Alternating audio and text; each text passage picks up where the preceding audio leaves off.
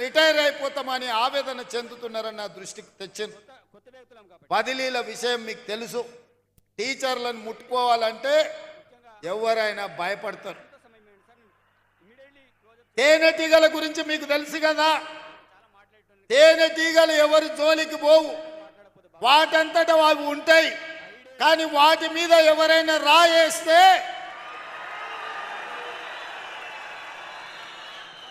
ఏం జరుగుద్దో మీకు అందరికీ తెలుసు. అట్లనే టీచర్లు కూడా వాళ్ళ పాటికి వాళ్ళు జాగ్రత్తగా ఉంటారు.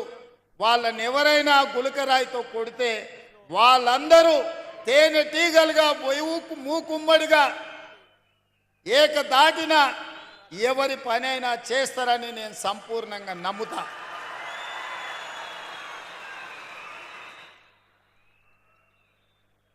నన్ను చాలామంది భయపెట్టిండ్రు టీచర్ల ప్రమోషన్ల విషయం ప్రస్తావించినప్పుడు. సార్ ఎవరి జోలికైనా పోవచ్చు కానీ టీచర్ల జోలికి పోకు సార్ అని అంటే నేను అన్నా. బదిలీల విషయం అప్పుడు కూడా అదే మాట చెప్పినారు. నేను ఒకే ఒక మాట చెప్పిన, మనకు స్వార్థం ఉంటేనో, మనకు వాళ్ళకి అన్యాయం చేయాలన్న ఆలోచన ఉంటేనో, వాళ్ళని నమ్మించి మోసం చేసేది ఉంటేనో వాళ్ళతో సమస్య వస్తుంది. 20 ఏళ్ల నుంచి అపరిష్కృతంగా ఉన్న సమస్యల్ని ప్రమోషన్లను ఇవ్వాలి, వాళ్ళ సమస్యల్ని పరిష్కరించాలి. ఏవైనా సమస్యల పరిష్కారంలో చిన్న చిన్న కొత్త సమస్యలు వస్తే ఈ ప్రభుత్వం సావధానంగా వింటుంది. ఈ ప్రభుత్వం ఆ సమస్యలను కూడా పరిష్కరిస్తుంది. నా చిత్తశుద్ధిలో, నా ప్రయత్నంలో లోపం లేనప్పుడు తప్పకుండా టీచర్లు అర్థం చేసుకుంటారు, ఆ టీచర్లు సహకరిస్తారని చెప్పిన. మా అధికారులను అందరినీ, బుర్రా వెంకటేశ్వరం గారిని, దేవసేన గారిని, మిగతా అధికారులందరినీ పిలిచి చెప్పిన, మీరు అందుబాటులో ఉండండి, ఎవరు వచ్చినా మాట్లాడండి, మనం ఏ మంచి లక్ష్యం కోసమో వాళ్ళ కోసమే చేస్తున్న ప్రయత్నాన్ని వాళ్ళకి వివరించండి అని చెప్పిన.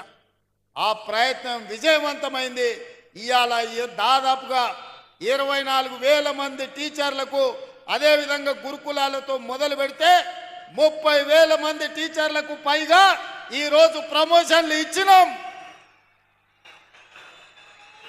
35,000 మందికి పైగా బదిలీలు చేసినాం. అందుకే ధైర్యంగా ఈరోజు వేలాది మంది టీచర్ల మధ్యలో ఈ రాష్ట్ర ముఖ్యమంత్రిగా ఎల్బీ స్టేడియంలో మీ కుటుంబ సభ్యుడిగా మీ దగ్గరకు వచ్చి నిలబడి ప్రతి నెల 1వ తారీఖు నాడు మీకు మీ జీతం మీ ఖాతాలో పడే బాధ్యత నాది, ఈ ప్రభుత్వం మీకు అండగా ఉంటుందని చెప్పడానికే ఇక్కడికి రావడం జరిగింది. ఇదే కాదు, మీ మంచి కోసం, మీ ప్రమోషన్ల కోసం, మీ బదిలీల కోసం ఈ ప్రభుత్వం చిత్తశుద్ధితో పనిచేసింది. ఇంకేమైనా చిన్న చిన్న సమస్యలు ఉంటే మా దృష్టికి తీసుకురండి, తప్పకుండా వాటిని కూడా పరిష్కరిస్తామని చెప్పి నేను ఈ సందర్భంగా తెలియజేయదలుచుకున్నా. అందుకే మిత్రులారా, ఈ ఆత్మీయ సమ్మేళనంలో రాజకీయం లేదు. ఈ ఆత్మీయ సమ్మేళనంలో ఏ రకమైన ప్రయోజనం ఆశించలేదు. ఒకే ఒక్క ఆలోచన, ఆశ, మీ చేతుల్లో ఈ తెలంగాణ భవిష్యత్తు ఉంది. ఇవాళ ఈ తెలంగాణ బలమైన తెలంగాణగా, అభివృద్ధి తెలంగాణగా, ఆర్థికంగా నిలదొక్కునే తెలంగాణగా మార్చాలి అంటే గ్రామీణ ప్రాంతాలలో, తండాలలో, గూడాలలో, మారుమూల పల్లెల్లో ఉన్న దళిత, ఆదివాసి, గిరిజనుల, బీసీ పిల్లలు ఇవాళ చదువుకోవాలి. వాళ్లకు చదువు చెప్పి వాళ్ళని డాక్టర్లుగా, లాయర్లుగా, ఇంజనీర్లుగా, ఐఏఎస్, ఐపీఎస్లుగా తీర్చిదిద్దే బాధ్యత మీ మీద ఉంది. అందుకే ఈ తెలంగాణ భవిష్యత్తు మా చేతుల్లో కాదు, మీ చేతుల్లో ఉందని చెప్పడానికే నేను ఇవాళ ఈ సమావేశాన్ని ఏర్పాటు చేసిన. నిన్ననే అనుకుంటా, నిన్న కాదు మొన్న అసెంబ్లీలో ఒక ఆయన అంటుండే, నేను గుంటూరులో చదువుకున్నా, నేను పూనాలో చదువుకున్నా, నేను అమెరికాలో చదువుకున్నా, నాకు గొప్ప గొప్ప చదువు వచ్చు అని. మీరు ఆడ చదువుకున్నారు అన్న నెటకారం చేయబోయింది. మీరు చూసి ఉంటారు టీవీలలో, అసెంబ్లీలో. అప్పుడు నేను లేచి నేను చెప్పిన, కొండారెడ్డిపల్లి ప్రైమరీ స్కూల్లో, గవర్నమెంట్ స్కూల్లో చదువుకున్నా అని చెప్పిన, తాండ్రా హై స్కూల్లో చదువుకున్నా అని చెప్పిన, వనపర్తి జిల్లా పరిషత్ హై స్కూల్లో, గవర్నమెంట్ జూనియర్ కాలేజీలో చదువుకున్నా అని చెప్పిన, ప్రభుత్వ పాఠశాలలో ప్రభుత్వ టీచర్లు చెప్పిన చదువు, ఆ చదువుతోనే ఇవాళ జిల్లా పరిషత్ మెంబర్గా, ఎమ్మెల్సీగా, ఎమ్మెల్యేగా, ఎంపీగా తెలంగాణ రాష్ట్రానికి ముఖ్యమంత్రి అయినా ప్రభుత్వ టీచర్లు చదువు చెప్తే నేర్చుకున్న నేను ఎవరికి తల వంచకుండా ఆత్మగౌరవంతో నిటారుగా నిలబడి ఇవాళ తెలంగాణ రాష్ట్రానికి ముఖ్యమంత్రి అయి ఏ టీచర్లు, ఏ ప్రభుత్వ పాఠశాలలో పనిచేసే టీచర్లు మాకు చదువు చెప్తే మేము ఇంత ఎత్తు ఎదిగినామో ఇవాళ ఆ టీచర్లను కలవడానికి ఆత్మీయ సమ్మేళనం ఏర్పాటు చేసిన అని చెప్పి ఆ సన్నాసికి చెప్పదలుచుకున్నా. మీ మీద నమ్మకం లేకపోయి ఉండొచ్చు, తెలంగాణ పట్ల విశ్వాసం లేకపోయి ఉండొచ్చు. అందుకే గుంటూరులో పోయి ఆ సన్నాసులు చదువుకొని ఉండొచ్చు, ఆ తర్వాత పూనా అమెరికాకు పోయి ఉండొచ్చు. కానీ నాకు సంపూర్ణమైన విశ్వాసం ఉన్నది, నమ్మకం ఉన్నది.